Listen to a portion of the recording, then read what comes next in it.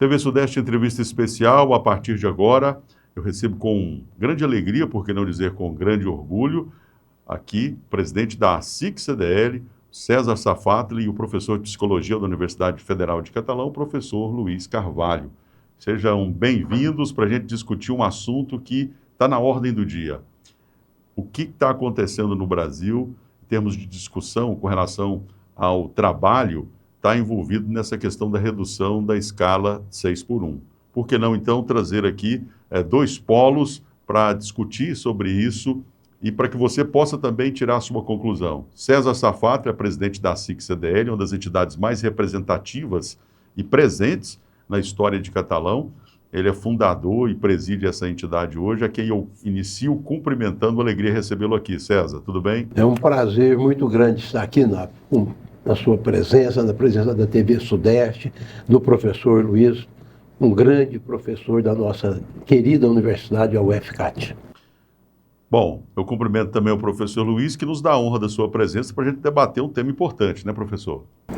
Sim, eu agradeço muito, agradeço a seu convite, eu agradeço a presença do César Safatli, que é uma pessoa importante aí na organização de uma classe importante aqui da nossa cidade, e dizer que o debate é muito importante a gente, por meio do seu canal, a gente conseguir ter um diálogo e ponderar essas questões aí que estão postas na ordem do dia sobre a questão da redução da jornada de trabalho. Obrigado pelo convite. Bom, quem ganha com esse debate, quem ganha com as informações que serão passadas aqui, seguramente é você. Você que me conhece, sabe do meu compromisso social, em termos de canal de televisão, para a gente debater os temas importantes. Muitas pessoas, César, professor Luiz, têm aquela ideia de que as coisas que acontecem lá em Brasília, né, às vezes acontece lá nos Estados Unidos ou lá no Irã, é uma coisa que não atinge a gente aqui. Antes de entrar profundamente no assunto e o tema qual vocês estão aqui, eu gostaria também de uma observação de vocês sobre isso. Catalão não é uma ilha, todos nós somos impactados por isso também, né, César? Exatamente. O poder econômico é fundamental no desenvolvimento de uma nação. E Catalão faz parte de uma nação. Tudo que afeta o mundo afeta o Brasil. E afetando o Brasil, afeta todos os municípios também. Nós estamos inseridos no modelo global da existência hoje. Daí a importância de se debater e conversar sobre todos os temas, né, professor? Com certeza, né? A economia é um tema importantíssimo, né? Que está na ordem do dia. A organização da sociedade não se reduz à economia, mas a economia está ligada diretamente à vida material e à existência. Então, é fundamental fazer essa discussão. É isso. E é para isso que nós estamos aqui. Agora sim, ontem a Comissão de Constituição e Justiça aprovou, né, a PEC do fim da escala 6x1.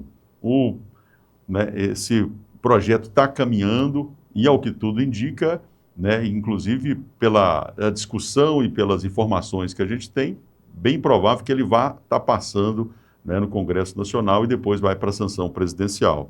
César, você é a favor ou contra essa redução de jornada?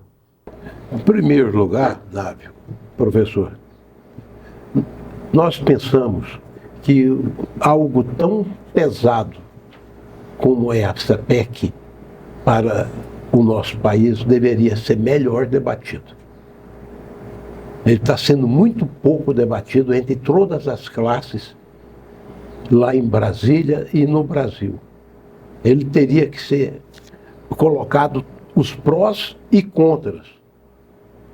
Assim como aconteceu no PEC das domésticas em 2013, com Dilma Rousseff, que foi aprovado, ele não foi debatido e foi julgado no Congresso e aprovado sem verificar as consequências. Quais foram as consequências imediatas? No primeiro ano da PEC das domésticas, 300 mil postos de serviço foram extintos. Isso é estatística, são dados reais. 300 mil cargos foram extintos imediatamente. Domésticos foram demitidos. Isso. Carteira de trabalho Entendeu? Então, por quê? Porque não foi debatido. Eu citei a PEC das domésticas porque eu acho que esse assunto teria que ser mais debatido e não num momento de eleição. Porque ele está parecendo com os das domésticas, que foi lançado numa época de campanha política. Isso é um assunto muito sério, que vai atingir seriamente esse país. Porque quem nunca deu emprego, quem não tem uma empresa, não sabe o que é que custa um funcionário para a empresa. Agora, quem é que vai pagar essa conta? Não existe almoço de graça, só se o professor Luiz me convidar para almoçar na casa dele. Não tem almoço de graça. Quem vai pagar essa conta? César. Quem vai pagar essa conta é você, brasileiro. E a sua resposta, então, em relação à minha pergunta? É que não sou contra nem a favor, só acho que tem que ser melhor debatido, tem que ter ajustes. Eu preciso tirar essa informação de você. Nesse momento, então, você é contra.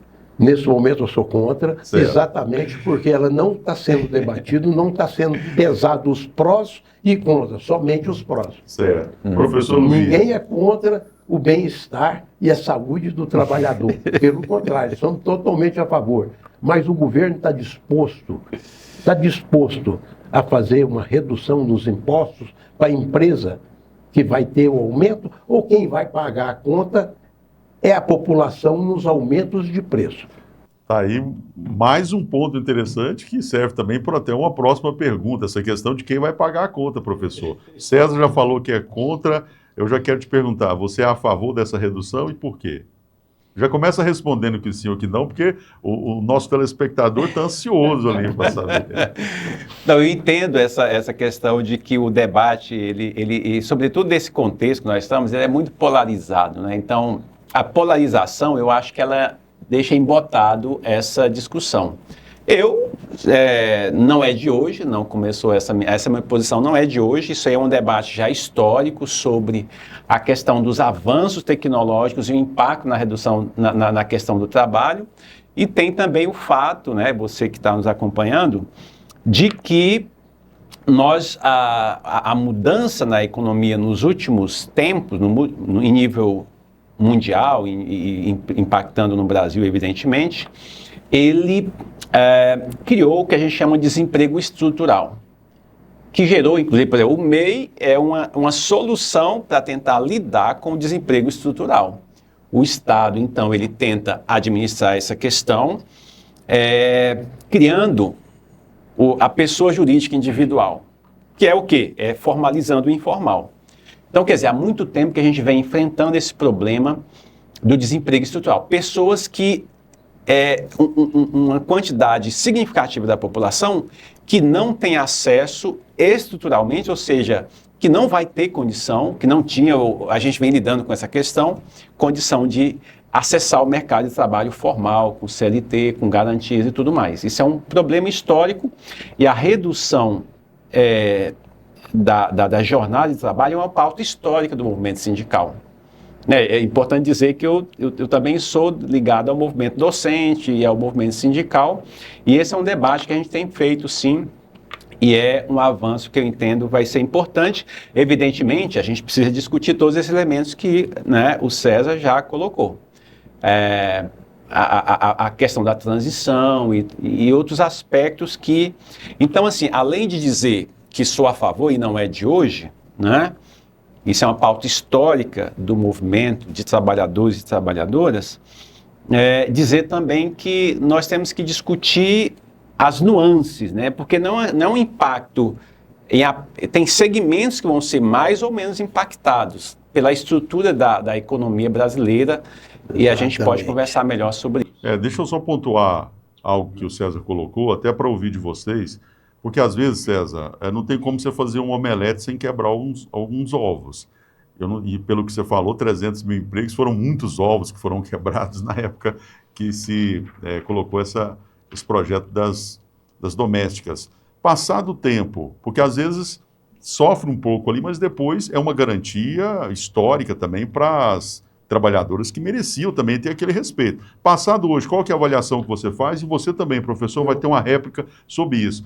mesmo tendo aquele sofrimento, esses 300 mil empregos que foram, né, no primeiro ano, você entende que, de passado todo esse tempo, nós estamos falando de 2013, 13 anos, né, passados, qual é a leitura que você faz hoje depois desse tempo? Positivo. Positivo por quê? Porque o mercado adequou-se à realidade. Você vê hoje, naquela época, quase todas as famílias de classe média tinham funcionárias domésticas. Hoje, se você pesquisar o mercado, tem diaristas. Você contrata a pessoa para ir um dia na sua casa na semana.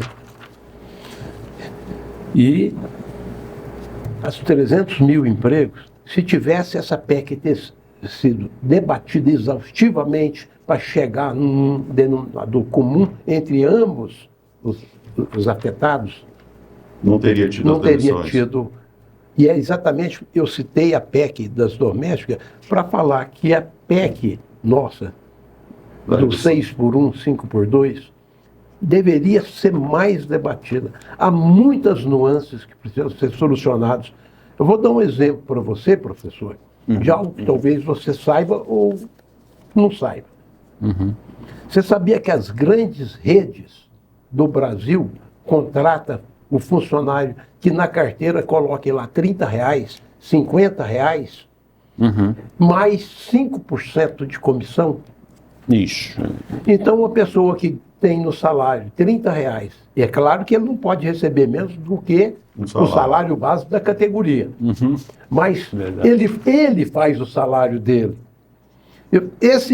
Essa pessoa que trabalha para ganhar a comissão, ele não vai querer trabalhar o sábado, que é o principal dia de venda das lojas físicas, das redes. Qual que é a resposta, professor? Olha, eu penso que nesse ponto, né, quer dizer, a questão da doméstica, no caso a chamada...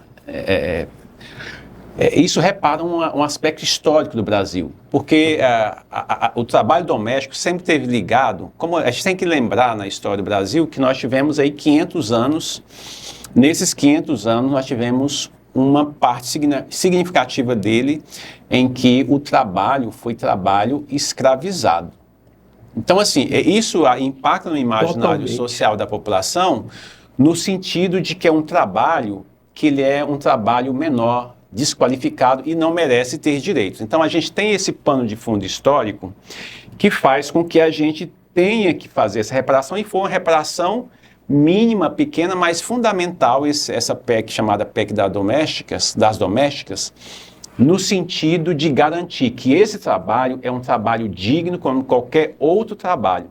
Agora, a gente tem um problema cultural histórico, que é o fato de que a nossa mentalidade é uma mentalidade ainda que a gente poderia chamar escravocrata, que entende o trabalho doméstico como um trabalho que não merece ter direito.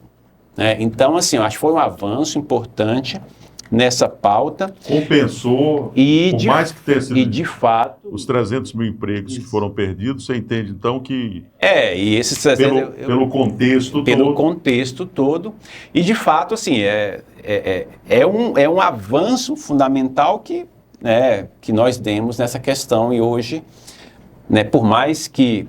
E aí tem essa questão, quer dizer... sobre essa questão de quem é comissionado, igual o César colocou, o que você pensa sobre isso, professor?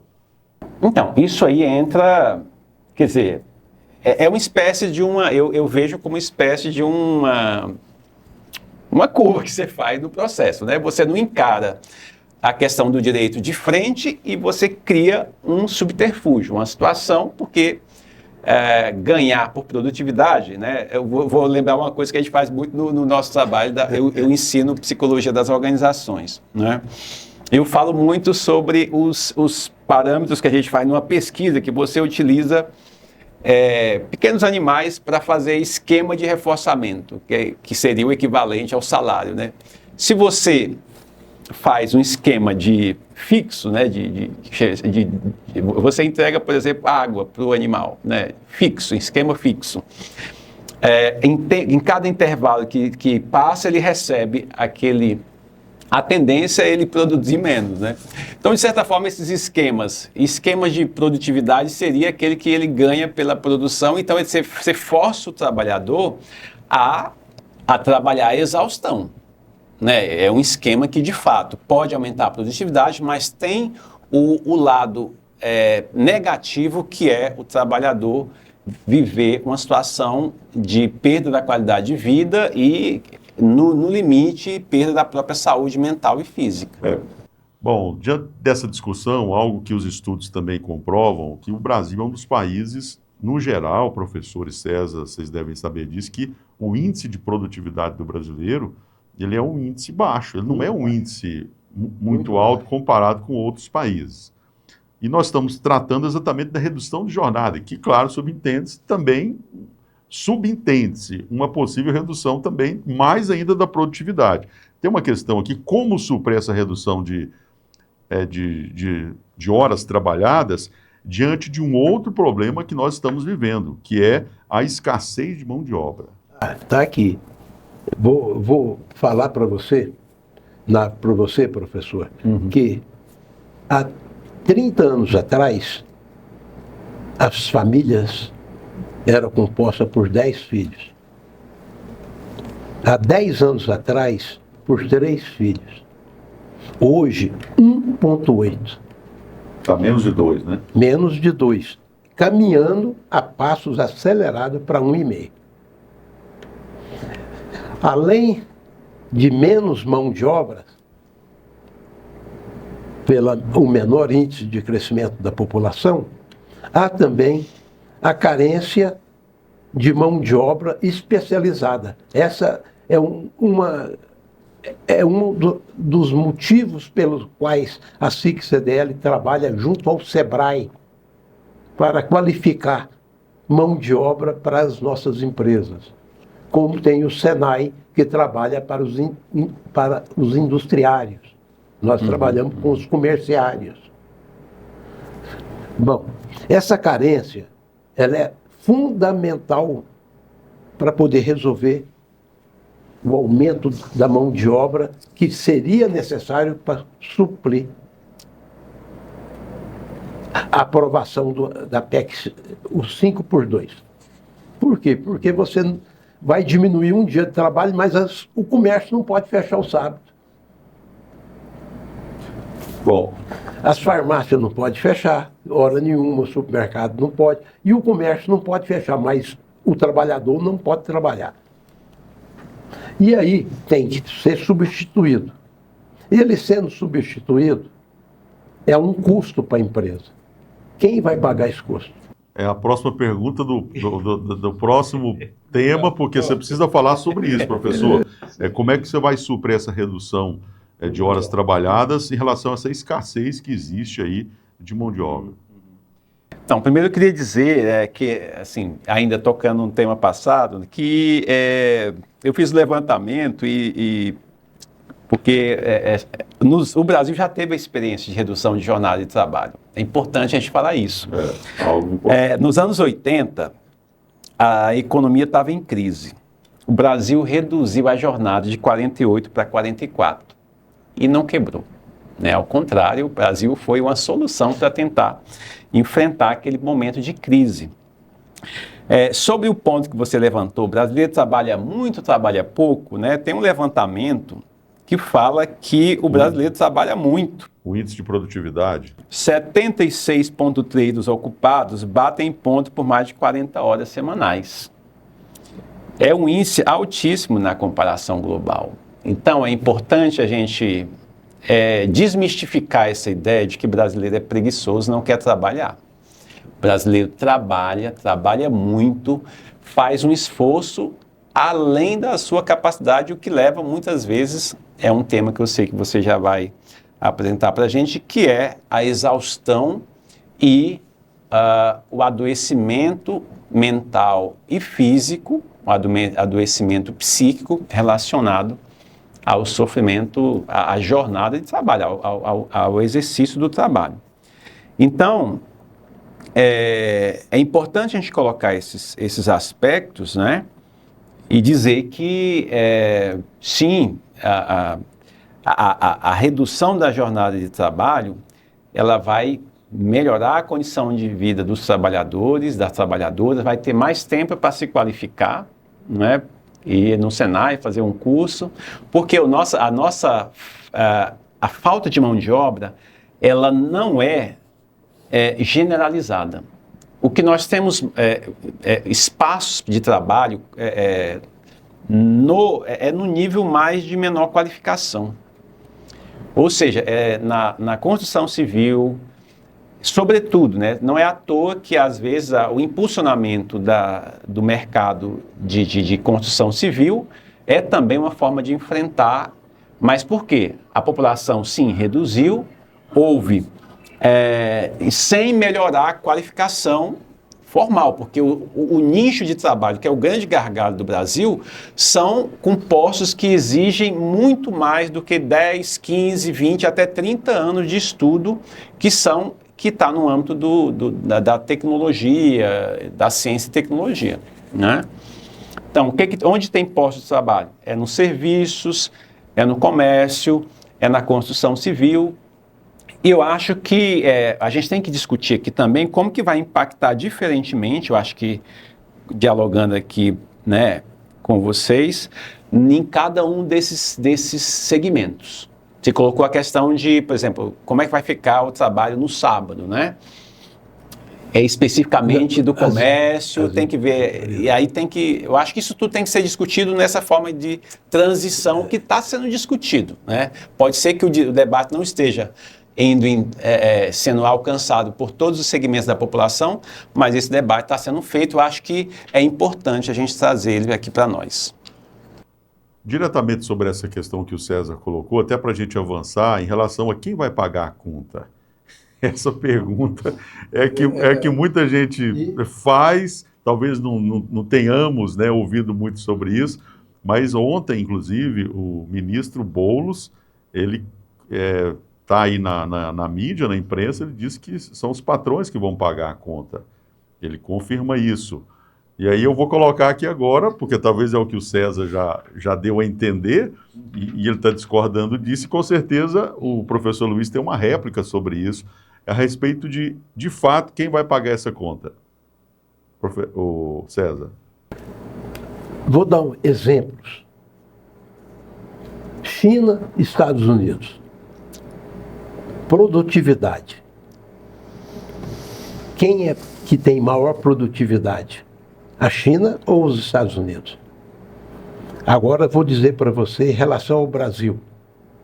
No caso, a China tem mais produtividade, né? O trabalhador brasileiro, ele dá à empresa que ele trabalha 1,7 sobre o que ele ganha.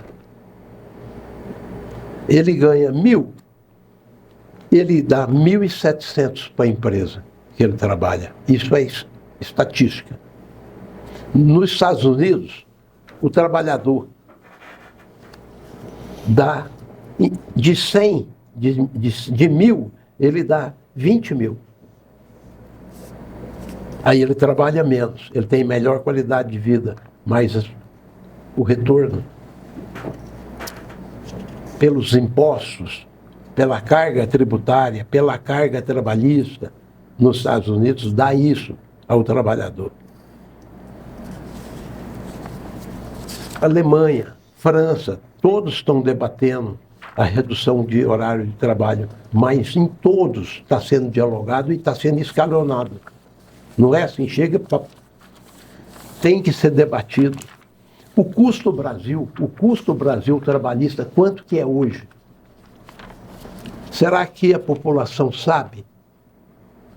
Aquela que nunca deu emprego sabe quanto custa um funcionário hoje no Brasil com a carga tributária trabalhista?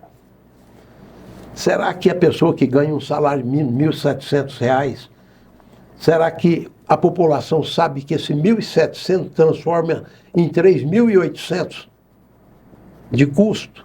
E que agora, diminuindo para 5 por 2, vai aumentar mais ainda esse custo? Você está falando então é que o patrão vai pagar a conta? Não vai. Não o vai. patrão não dá conta de pagar. Quem vai pagar é a população. Os preços vão aumentar. Isso é lógico. Escuta. É a lei natural que você A diz. lei natural. O Estreito de Hormuz foi bloqueado por petróleo. A gasolina subiu. Professor, eu sei que você tem uma resposta. Quem vai pagar essa conta? É como o César está falando aqui? Ou há divergência? Muito bom. Antes da gente fazer, eu queria destacar alguns países Não que se têm perca, por favor. feito a questão da jornada de trabalho. E aí eu já entro na sua questão. Islândia, primeiro teste no mundo, entre 2015 e 2009, reduziu para 35 a 36 horas, 4 dias. Resultado, produtividade se manteve ou aumentou, o estresse caiu. Hoje, 86% da força de trabalho acontece em jornada reduzida. Islândia. A Holanda. A média holandesa é 32,1 horas semana, a menor da Europa. O país tem um dos maiores PIBs per capita do mundo. A Holanda. Conclusão, riqueza não depende de longa jornada de trabalho, mas depende da produtividade. Espanha está fazendo um teste. Lançou um projeto piloto de 32 horas, que são 4 dias, subsidiando com 50 milhões de euros para empresas voluntárias. Ou seja, o Estado, ele subsidiou, e isso está sendo discutido no Congresso. Essa questão de transição, é lógico, imagine você decide que vai mudar algo na sua rotina. Você tem um período de transição, sim. Isso é natural. Você funciona isso para a família, funciona para a pessoa. Você vai resolver o que quer resolver, o problema do seu déficit pessoal, suas dívidas. Você tem que fazer um ajuste, uma transição. E aí, transição significa para a pessoa, eu vou cortar o almoço no restaurante, eu vou começar a pesquisar nos supermercados qual é o supermercado onde os itens estão mais baratos. Eu mudo uma rotina para poder me adaptar a uma situação que eu estou vivendo para poder superar. E eu acho que isso vale também, esse raciocínio, para a nossa realidade, e a PEC sim prevê isso. Eu penso que o governo ele tem todo o interesse em manter esse diálogo permanente e contínuo para poder construir essa transição. Se depois você quiser completar, você completa na sua próxima resposta, porque a gente precisa avançar, porque são muitas as perguntas, e o tema realmente, né, ele suscita, né, a gente está ouvindo aqui as partes. É inegável, todo mundo sabe que o mercado de emprego está aquecido, né, os dados mostram essa questão, que há vagas e uma alta rotatividade também, por conta, talvez, até dessa quantidade de vagas. A redução de jornada, ela pode impactar de que forma esse cenário, César?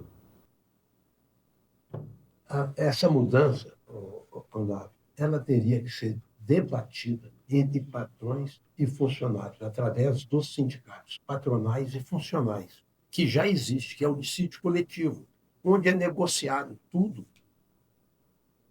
Já tem essa... E há muito tempo que há um dissídio coletivo. Os sindicatos patronais e funcionais debatem e chegam em acordos que, por categoria, dariam certo.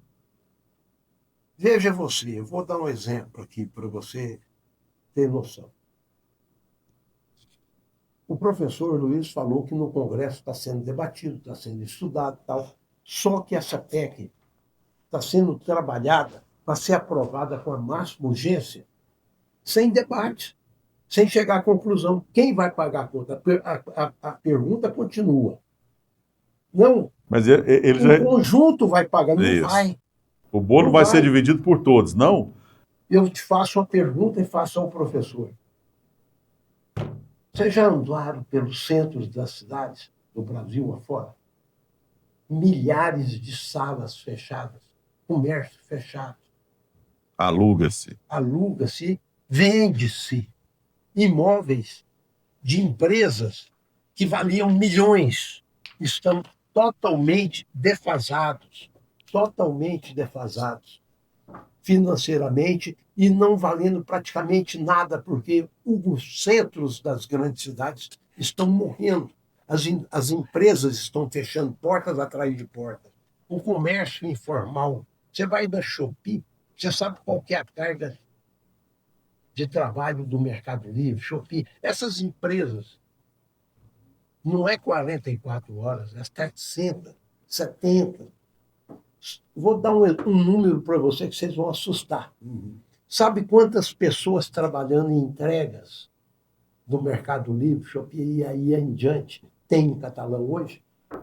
Isso é dado local, no caso que você vai trazer para... Catalão, vou falar só Catalão. Importante isso. Qual, César? Em torno de 500 pessoas trabalhando hoje na entrega que você pede hoje pelo Mercado Livre ou qualquer um. Em 2, 3 dias, estourando 7 dias, está na sua porta. Tirando a venda das empresas que estão dando emprego. E essas pessoas geralmente não têm as garantias não tem. que um CLT tem. Trabalham, quando tem garantia, é porque fizeram o MEI, lá na SIC-CDL. O microempreendedor individual, para quem não conhece o MEI.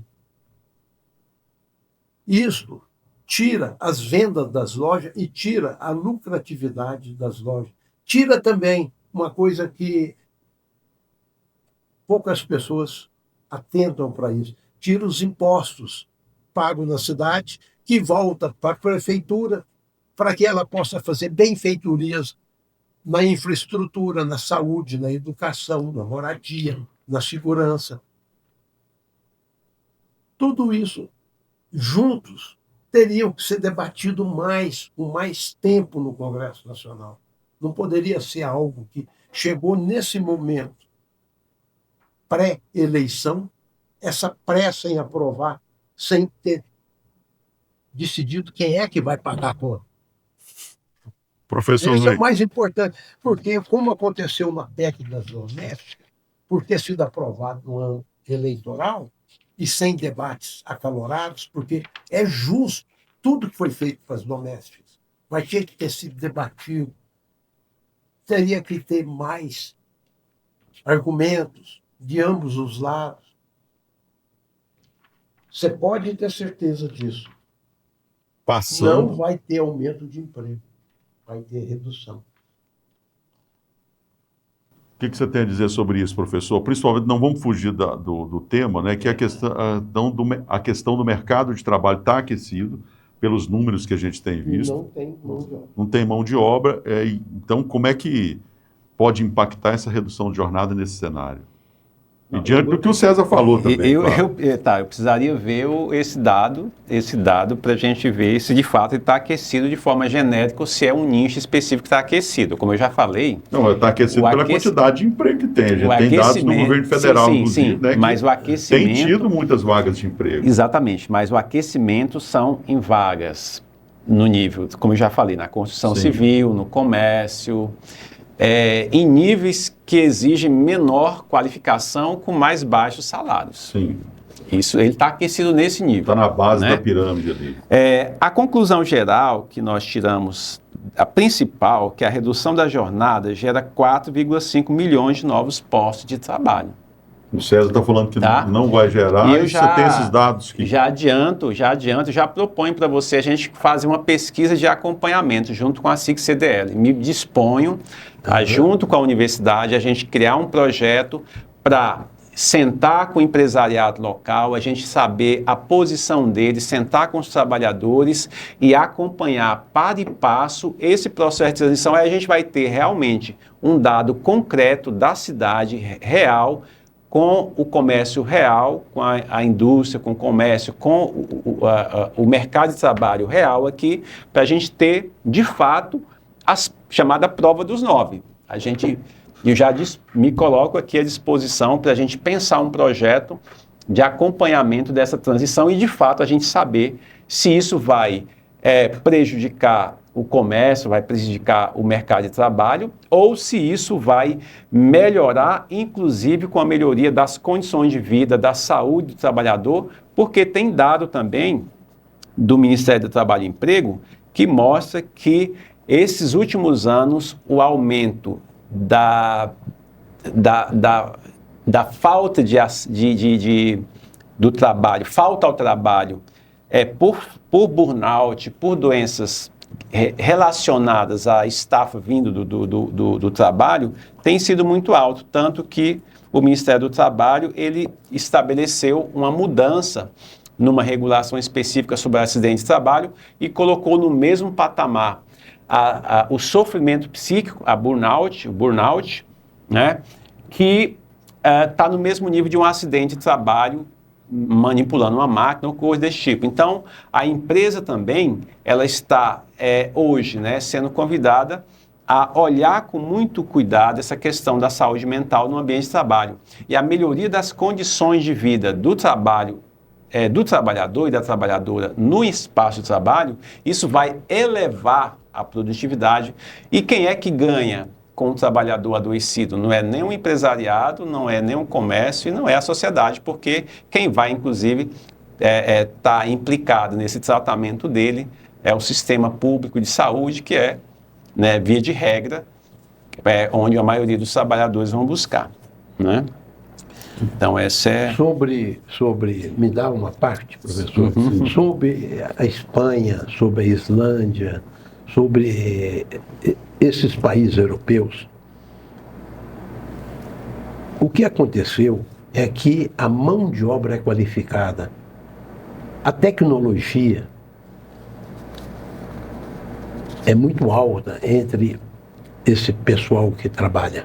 Então a produtividade, ela cresce pela qualificação. Há um estudo que mostra que quando você produz mais por você ser capacitado,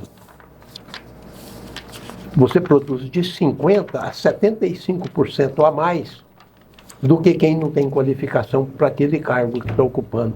Então, redução de trabalho não quer dizer que caía a produtividade, desde que a sociedade, desde que a mão de obra tivesse totalmente qualificada. O que nós estamos dizendo, professor, que nós não somos contra nada que prejudique as empresas e não somos contra nada que prejudique os trabalhadores. É que precisa chegar num denominador comum. Perfeito. Acho que Isso aqui hoje é feito de que maneira? É feito pelo dissídio coletivo entre o sindicato patronal e o sindicato funcional. De todas as categorias, a essa negociação para chegar num denominador comum. O que não pode, o que nós estamos debatendo, é que a PEC está sendo julgada goela abaixo da sociedade, sem medir as consequências. É somente isso. Nós não somos contra dar carinho e qualidade de vida aos nossos funcionários. Pelo contrário, nós queremos, são eles que nos ajudam as nossas empresas a crescerem. A mão de obra especializada no Brasil precisa atingir um patamar de pelo menos 50%.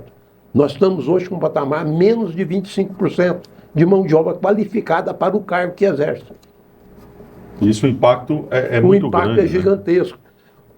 Há uma necessidade urgente de qualificação, mas o que se vê, e eu falo por experiência, por estar vendo lá dentro da própria CICSEDE, é que você abre vagas no meu setor comercial. Vamos pegar o setor comercial.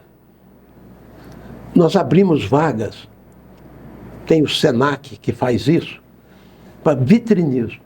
A pessoa especializar em montar uma vitrine de Natal. Vamos pegar uma vitrine de Natal. Se abre 30 vagas, aparece 3. Começa o curso, nenhum dos 3 termina. Complicado mesmo. Esse é um exemplo, eu me lembro... Eu estou dando um exemplo, assim, banal, mas que é a realidade. É verdade. O Sebrae abre cursos de como atender bem os nossos clientes. A CICSEDE abre vagas. Temos 5 salas de treinamento com 40 vagas. Nós abrimos 200 vagas. Faz inscrição 400. O dia que começa o curso, de uma semana, no primeiro dia vai 80. No 5º dia tem 7, 8. É isso. E aí você vai no comércio fazer compra e sai falar, catalão é difícil comprar, a gente não é bem atendido. Não é isso. Não é isso. O assunto rende, hein? Rende. Bom, para um outro tema, né? Eu me lembrei aqui, eu atendi muitos anos, né, a Sapataria Brasil, que fechou. Eu me lembro quando os proprietários do Sidney, ele trazia um vitrinista de Goiânia para fazer as vitrines dele aqui. Então fica o registro, né? Que assim, é um empresário, Sidney, assim, muito devoto com relação a... Nasceu para aquilo, né? E ele se esmerava o máximo para fazer melhor. Citou o Sidney e a Sapataria Brasil, não foi à toa que no concurso de vitrinismo de Natal, naquela época, a Sapataria Brasil, por 2 anos consecutivos, ganhou o prêmio de primeiro lugar. Naquela época era isenção do IPTU, que a prefeitura, junto com a SIC-CDE, além do prêmio, naquela época, se não me engano, era R$5.000, era um dinheirinho bom. A vantagem de ter o César aqui com a gente é a história, né? Você vê, puxou um assunto aqui e fica, né, de alguma forma, uma homenagem também para essa loja que foi tão importante. Quem não calçou, né, um sapato da Sapataria Brasil? Bom, eu queria voltar a um tema, a gente caminhando já para encerrar, inclusive, de que é público notório de que o ser humano, né, ele rende mais, ele com mais qualidade de vida, né, a sua produtividade é maior. Então, assim, os estudos, né, já demonstram isso. Então, assim, trabalhar menos não pode, de alguma forma, favorecer, né, e de que forma isso pode convergir em ganhos para o empregador e também para o trabalhador? Simples. Isso é notório. Isso é fundamental, que a pessoa produza mais quando ele está com a mente descansada. A redução não pode permitir isso, César? Pode, mas e quem vai cumprir o outro lado? O debate não é a redução em si. O debate é quem é que vai estar no local, no lugar daquele trabalhador que não vai trabalhar. Eu estou pegando o sábado, que pode ser na segunda, pode ser na quinta, mas estamos falando do sábado. Quem vai no sábado substituir lá na farmácia? Quem vai substituir a enfermeira no hospital? Porque a redução não é só para o comércio e indústria, não. É por prestação de serviço também. Quem vai substituir aquela pessoa que iria trabalhar no sábado? Com a resposta, o professor Luiz. Não. E quem vai bancar? Porque fazer conta para os outros pagarem é muito fácil. Todo mundo faz. Eu pergunto para você, os congressistas que estão aprovando, eles têm empresa? Eles já pagaram salário para trabalhadores? Eles sabem o custo de um trabalhador hoje? Eles sabem o custo de uma empresa? Você vê, vamos pegar a Mitsubishi aqui. Ela não trabalha no sábado, de onde é Mitsubishi. Por quê? Porque ela aumentou 1 hora de trabalho durante a semana. 4 horas a mais durante a semana. Certo? Ele não funciona no sábado. Com isto, eles tiveram condição de diminuir a carga, os 2 dias de folga. Mas aumentou 1 hora na semana. Ele não diminuiu. Aumentou. E os trabalhadores concordaram. Foi negociação entre patrões e funcionários. Sindicatos. Patronal e funcional. São sindicatos que são qualificados. E eu tenho certeza que você vai convidar os sindicatos para virem aqui. O Sindiloja, que é o Sindicato do Comércio Varejista, e o Sindicom, que é o sindicato dos funcionários do comércio varejista. E tem dezenas de outros sindicatos, tanto patronal quanto funcional. Com isto, professor, fica a pergunta. Ninguém é contra o bem-estar do trabalhador. A pergunta é quem vai pagar a conta. Mas antes, ele fez outras perguntas, eu gostaria que você respondesse também. Em relação à questão dos vários segmentos, quem é que estará substituindo essas pessoas que não estarão lá naquele dia? O que dizer sobre isso, professor? Então, você trouxe muitas questões e vamos ver como é que a gente lida com cada uma delas. Foi uma enxurrada de questões. Mas no início, quando você estava falando, eu estava sorrindo porque quando você falou do vitrinista, eu lembrei que eu já fui vitrinista.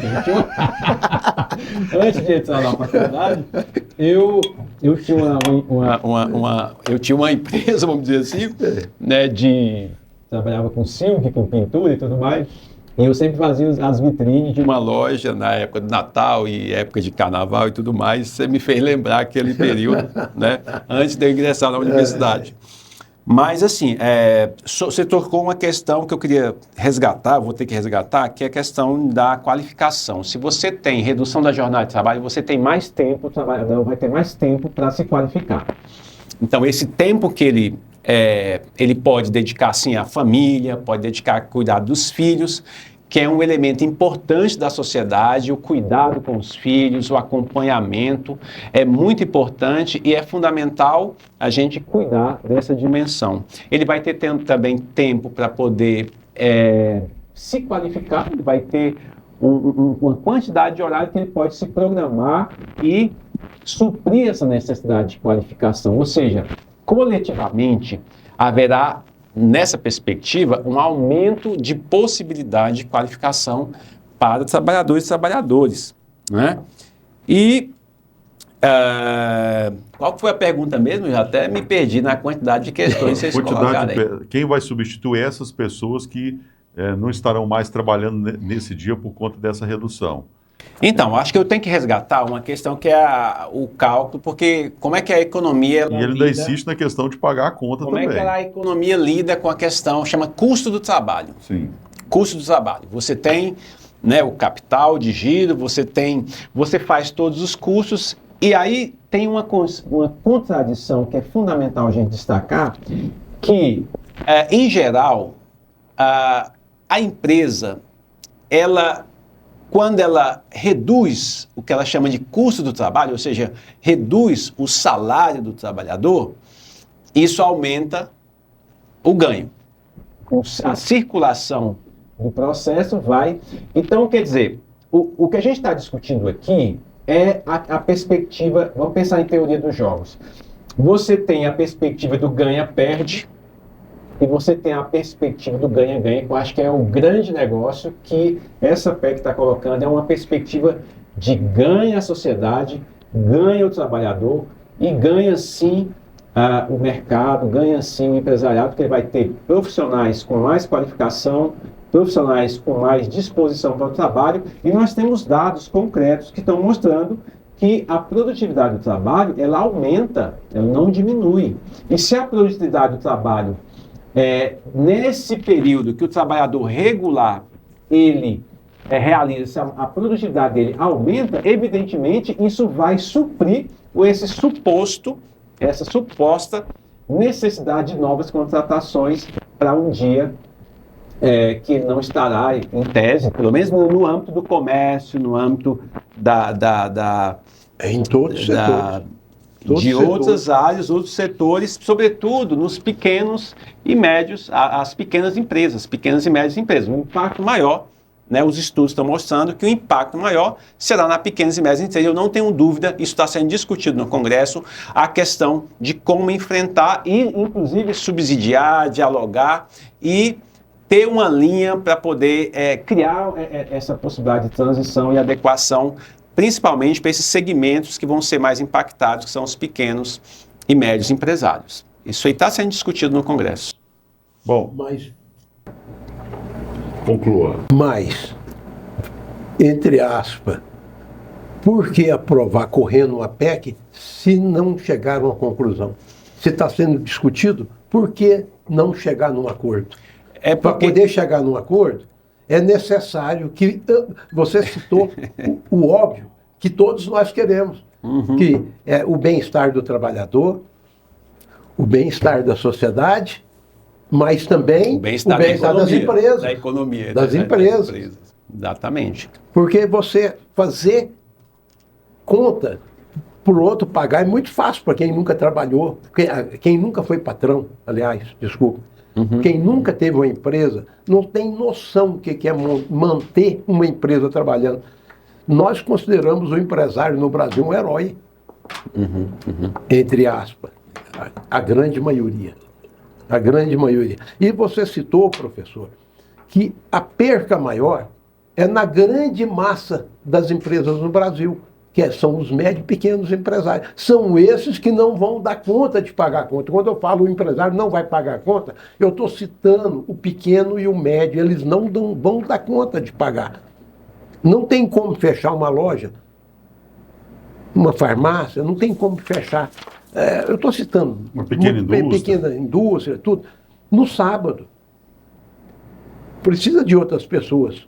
Substituir os que não vão trabalhar. Mas isso aí não é... E não tem mão de obra. Não é o caso de uma reorganização também? Seria, certo? mas por isso que nós não somos contra a PEC, mas somos contra ser aprovado do jeito que está sendo. Nós somos a favor do bem-estar dos nossos colaboradores e queremos, sim, que eles cresçam cada vez mais. Eles estando crescendo, significa que nossas empresas também estão. Mas é necessário, mais uma vez, para poder chegar no denominador comum, é necessário que alguém pague essa conta. Que não sejam os empregados, os funcionários, os colaboradores e nem os patrões. Pelo que você A falou... carga tributária brasileira é uma das maiores do planeta. Seria necessário estudar na carga tributária alguma coisa que compensasse você ter outra equipe de trabalho. Aí o governo estaria estimulando os novos empregos, os 4 milhões e 900 que você citou. É necessário que o governo ponha a mão, tire a mão do bolso do brasileiro para chegar num denominador comum. Você está trazendo uma questão que é carga tributária, que eu acho que eu proponho a gente fazer um debate específico sobre carga tributária. Porque, na verdade, você está trazendo muitos elementos, o que, de certa forma, da economia em geral, que não tem relação direta com essa PEC específica, na minha avaliação. A gente falar, por exemplo, sobre a carga tributária. A carga tributária que eu estou citando é a trabalhista. Exatamente. Não é a carga tributária. Então, porque aí seria muito pior. Eu estou falando só da trabalhista. Então é isso. Eu acho que é o seguinte, eu acho que esse diálogo de público, sobretudo, a gente tem que trabalhar na perspectiva, sim, de um diálogo que gera esclarecimento. Exatamente. E aí eu volto a dizer naquele ponto que eu já apontei. Eu proponho aqui de público para a gente fazer, sim, porque a prova dos 9 vai ser a pesquisa, o acompanhamento, o dado concreto e empírico que vai mostrar, não, se nós estamos aqui corretos ou não. E eu acho que é isso. A gente está, inclusive, empenhado para que, na sociedade, para que, sim, essa PEC seja aprovada e não é uma questão de ano eleitoral. Essa pauta é uma pauta histórica da classe trabalhadora, não só no Brasil, é mundial. É uma pauta mundial de redução de jornada de trabalho. Porque imagine você, todo esse processo em nível internacional da tecnologia, da informação e da automação, o impacto que isso tem tido na questão do trabalho. A gente tem que considerar isso, evidentemente, considerando que o Brasil está na periferia desse processo tecnológico, que é um tema que a gente poderia discutir em outro momento, mas eu proponho aqui de público que a gente faça essa pesquisa, ouça, veja os balanços, coloque numa planilha e a sociedade tenha acesso a, de fato, se o que eu não acredito que vai acontecer, de que haveria alguém que teria que pagar a conta, e que conta seria essa, né? O que nós teremos é melhor qualidade de vida, como nós temos consenso aqui, que é muito importante. Nós teremos, sim, né, a política para fomento, para acompanhamento das empresas, ela existe no Brasil, né? E o que nós temos que é enfrentar um cenário, como você já colocou, um cenário internacional marcado por guerras, marcado por uma série de crises ambientais e uma série de desafios que não são desafios para o empresário, não é desafio para o trabalhador, é desafio para toda a humanidade. A humanidade inteira está enfrentando desafios que impactam no dia a dia, a questão da crise hídrica, a crise da água, e tudo isso, empresários, trabalhadores, a população de um modo geral, está implicado, porque nós temos esse planetinha que é a nossa única morada que nós temos e temos que enfrentar os problemas que essa quadra histórica apresenta para a gente. E sim, será, na minha avaliação e na avaliação do movimento sindical, do movimento dos trabalhadores, será um grande avanço e a gente conta com um diálogo intenso com o empresariado para entender e chegar à conclusão de que isso vai ser um avanço para o conjunto da sociedade. Bom, A pergunta continua. quem vai pagar? No momento, Quem vai no pagar momento, a conta? Não Mas- tem conta a ser paga, não tem conta a ser paga. Professor, O que tem uma transição a ser feita. é necessário mostrar. Não Você tem foi como. muito feliz quando você falou, precisamos fazer um estudo, e eu continuo falando. Essa PEC, ela não é ruim, nunca.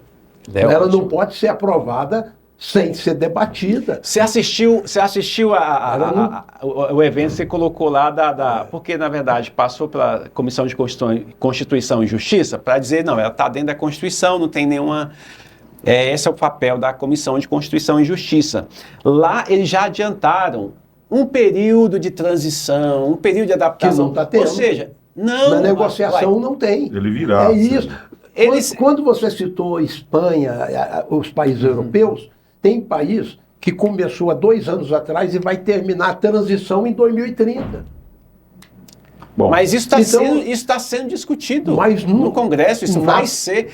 É o que eu falei. Mas lá quando a depois gente de aprovar, a colocava- PEC vai discutir. A Sim, gente discute sim, antes. sim, Não, a gente aprova a gente a PEC não. e diz qual é o passo a passo para poder implantar. É a mesma coisa de eu contratar uma pessoa para poder fazer minha casa, pagar ele, você está entendendo? Ele não ir lá depois. Né? Não, mas aí nós estamos tendo uma questão... Nós estamos debatendo é que a PEC, eu estou citando, a PEC não é ruim, ela precisa encontrar o meio termo. Quando eu falo quem vai pagar a conta, é esse meio termo. Nós temos que ter saídas, porque os setores que ela vai atingir não são homogêneos, são heterogêneos. Eu citei até o caso das montadoras. Diante disso, para mim colocar o último ponto, e depois para a gente encerrar, fazendo uma avaliação, eu considero já positiva, pelo que a gente já fez aqui, é o quê? Pelo que vocês estão vendo, a PEC vai passar. Ela está caminhando, está tramitando. Estamos Você mobilizando. também tem sentido isso? Você acha que... Eu acredito ainda que a PEC poderá ser aprovada se os ajustes forem feitos. Se ela for aprovada sem os ajustes, é um retrocesso para a economia nacional. Como fazer isso da forma mais justa? A forma justa é não prejudicar ninguém. Mas, César, ela diante... ser uma PEC... Eu considero isso, desculpa a interrupção, mas diante de um tema tão abrangente, diante de um tema tão, virou polêmico, como fazer isso se não botar a coisa para rodar? Porque, pelo que você falou, na década de 80 se fez essa redução. E existem situações e casos, como é o caso desse assunto, que se você for discutindo também, nunca vai acontecer. Exato. Até por conta de interesses, né? Exatamente. Mas eu coloco para você mais uma vez. Quem é que vai pagar a conta? Pagar a conta não é dinheiro que eu estou dizendo, não. Pagar a conta, quem é que vai suprir para que nenhum setor seja prejudicado? Como é que pode ser feito isso tudo para ser justo, professor? Então, gente, é importante a gente destacar que é importante você entender os ritos do processo na questão da modificação, da implementação de uma lei. O fato concreto, a essência desse processo é de que a sociedade vai sim ter um ganho substancial com essa redução da jornada de trabalho. Esse é o fato essencial. E o que nós temos para medir preocupações, porque muitas preocupações, às vezes, são preocupações daqueles medos, a gente está dialogando com os nossos medos. E a gente sabe que toda mudança gera oposição. Quando a mudança não é uma mudança real, ela não gera oposição, mas quando é real mesmo, e quando a mudança é mais acentuada, mais oposição você tem. Então é importante a gente considerar o fato histórico dessa redução da jornada de trabalho e vai ser importante para a sociedade como um todo. Bom, quero agradecer e só ouvir de vocês a respeito da questão política. Temos um deputado federal aqui e eu tive informação que você é pré-candidato a deputado federal também. Sou pré-candidato a deputado federal. Você vai falar sobre isso na sua réplica, depois que o César colocar a importância da consciência política do cidadão, do eleitor, mas também dos representantes, né, especialmente de Catalão. Temos aí o Zé Nelto, que é o deputado federal de Catalão. Como é que você vê a importância desses representantes? Como é que eles devem se posicionar, César? Eu sempre pauto pela a dignidade do cargo. Um deputado federal, ele tem por obrigação de trazer para as suas bases eleitorais benefícios. O nosso deputado José Nelto tem feito isso, como nenhum deputado anterior fez por Catalão. Então, por isso que ele tem um determinado grupo político na cidade. Ele deve votar a favor da PEC que reduz a jornada? Mais uma vez, a PEC, ela não é ruim. Ela precisa ser regulamentada antes de ser aprovada. Já chegar com tudo definido. Que esse é o papel dele, inclusive, né? Inclusive. Por que estou falando isso? Porque depois que ela for aprovada, aí vai estudar. E quem é que vai cumprir isso aí? São as empresas que vão ter que, até que decidam, e será que vão decidir? Quem é que vai pagar a conta? As pessoas precisam estar atentas, porque a política também está envolvida em tudo, né, César? É muito fácil você colocar que é um ganho para a sociedade. É claro que é um ganho para a sociedade, mas alguém tem que pagar a conta. Eu, como cidadão que paga impostos, e todos nós pagamos impostos, eu acho que quem tem que apresentar a contrapartida é o governo federal. Luiz, você é pré-candidato a deputado federal. De que forma você se insere nesse debate e como você pensa em contribuir aí para a sociedade onde você vive? Sim, eu sou pré-candidato a deputado federal pelo Partido dos Trabalhadores e a contribuição, quer dizer, eu busco me identificar como professor. A minha profissão é professor. A gente diz mais ou menos, existe uma distinção feita por Weber sobre política como vocação e política como profissão.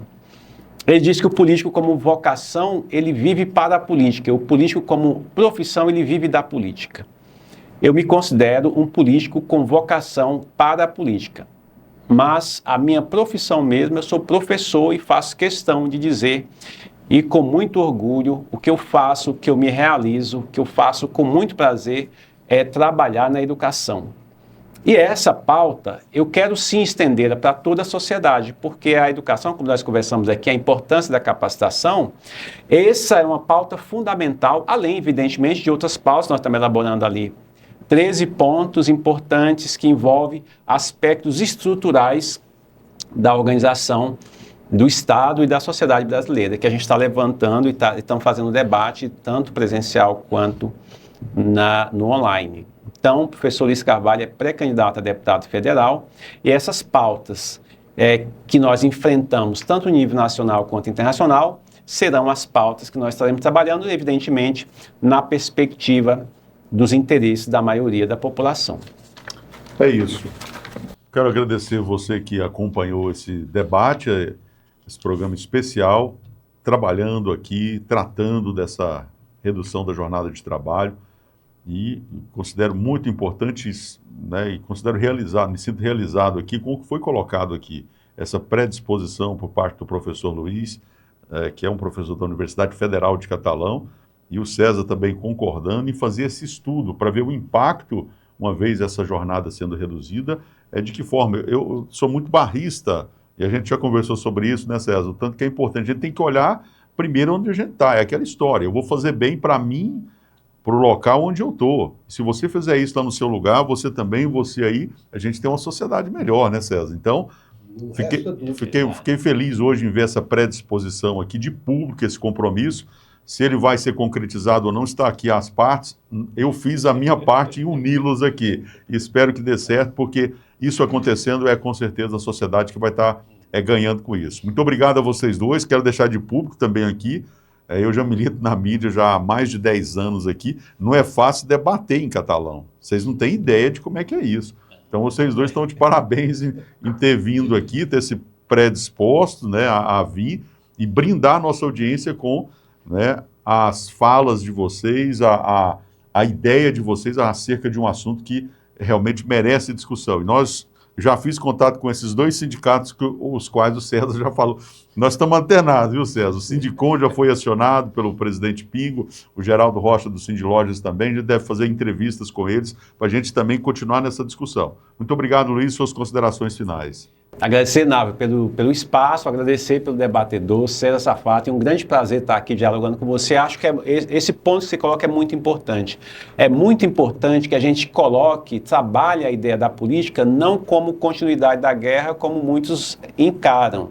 A política, como eu já conversava antes, quando a gente estava dialogando sobre esse debate, com o César, a política ela deve ser encarada como negociação dialogada e não violenta de conflitos de interesses, que eu acho que é o que, e o debate que ele nos proporcionou. Agradeço você, agradeço César, meu debatedor, tenho um grande respeito por todos vocês e agradeço a oportunidade. Obrigado. TV Sudeste que agradece. Muito obrigado, César. Návio e professor Luiz, é um prazer imenso debater com vocês. O professor é uma pessoa muito capacitada, um professor já qualificado e de grande representatividade dentro da UFCAT. A SIC-CDL sempre na defesa dos seus associados, na defesa dos seus princípios, trabalhando e aqui debatendo, mostrando que toda a história tem dois lados. O lado do trabalhador, somos totalmente favoráveis. Do lado dos empresários, na defesa dos empresários, porque alguém tem que mostrar como que vai dar certo, quem vai pagar a conta, antes de ser aprovada, porque depois de aprovada pode vir alguma coisa, pode não vir. Muito obrigado, Návio, muito obrigado a você, cidadão catalano da nossa região. Foi um grande prazer estar aqui ao lado de um professor desse nível, desse grande intelectual, que é o defensor, inclusive, da história catalana. E você, Návio, um dos comunicadores mais importantes da nossa cidade, da nossa região. Parabéns por ter nos convidado e é sempre um prazer estar com você. Eu que agradeço, a TV Sudeste que agradece, e com certeza você, né, clareou mais ainda a sua ideia a respeito desse assunto, que com certeza, como a gente colocou no começo aqui, não precisa achar que isso não vai impactar a sua vida, porque impacta sim. E é isso que a gente está interessado, em discutir, em difundir os assuntos, as ideias que impactam toda a sociedade. Seguimos cumprindo aqui o nosso destino enquanto jornalista aqui em catalão. Grande abraço a todos, continue acompanhando a nossa programação. TV Sudeste é o conteúdo que faz a diferença.